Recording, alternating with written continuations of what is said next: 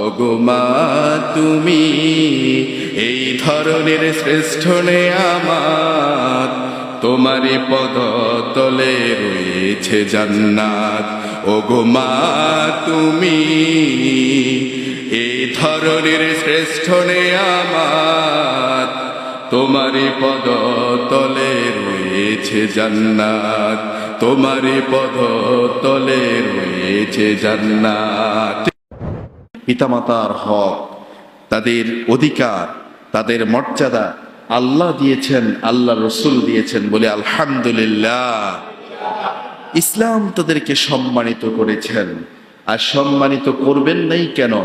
কারণ পিতামাতার সন্তানের জন্য যে অবদান, যেই তাদের স্যাক্রিফাইস, তাদের যে আত্মত্যাগ, তাদের যেই কষ্ট তাদের জন্য, সন্তানের জন্য তিনারা করেন, এটা দুনিয়ার আর কোনো ব্যক্তির জন্য করে না। যেটা মা তার সন্তানের জন্য, বাবা তার ছেলে মেয়ের জন্য করেন, সেটা অন্য কেউ করে না। কথা বলেন ঠিক কিনা? আমার প্রিয় ভাইয়েরা, এই জন্য পিতামাতার ব্যাপারে মায়ের সাথে বাবার সাথে সদাচরণ করবার জন্য, ভালো ব্যবহার করবার জন্য আল্লাহ এবং আল্লাহ রাসূল নির্দেশ দিয়েছেন বলে আলহামদুলিল্লাহ।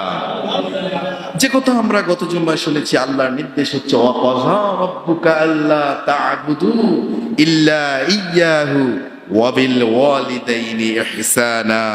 তোমার রবের পক্ষ থেকে নির্দেশ হচ্ছে আল্লাহ ব্যতীত কারো ইবাদত করবে না, তার গোলামি করবে। ওয়া বিল ওয়ালিদাইনি ইহসানা, আর তোমার পিতামাতার সাথে সদাচরণ করবে, ভালো ব্যবহার করবে। বলি সুবহানাল্লাহ। আমার প্রিয় ভাইয়েরা, রাসূলুল্লাহ সাল্লাল্লাহু আলাইহি ওয়াসাল্লামের হাদিস থেকে